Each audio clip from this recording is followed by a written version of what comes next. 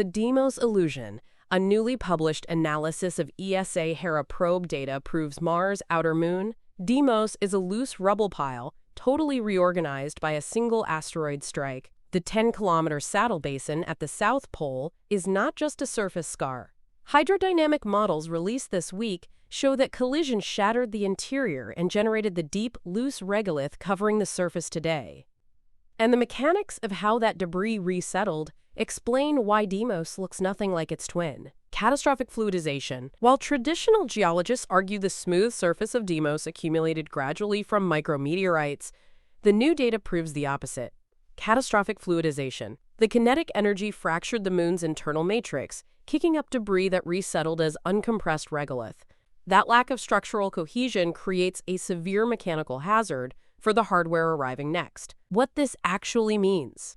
The real takeaway from bridging Hera's raw imaging with the burn fluidization models is that any spacecraft interacting with Deimos is approaching a granular fluid, not a solid rock.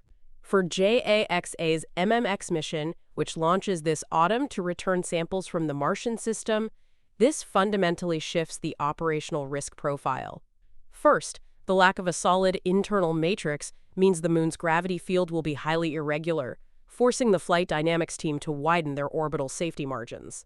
Second, any physical interaction with this type of regolith risks catastrophic sinkage. We saw this exact mechanical failure mode when OSIRIS-REx plunged deep into the asteroid Bennu because the surface offered no back pressure.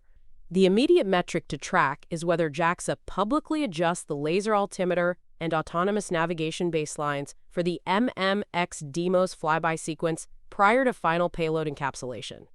Subscribe for more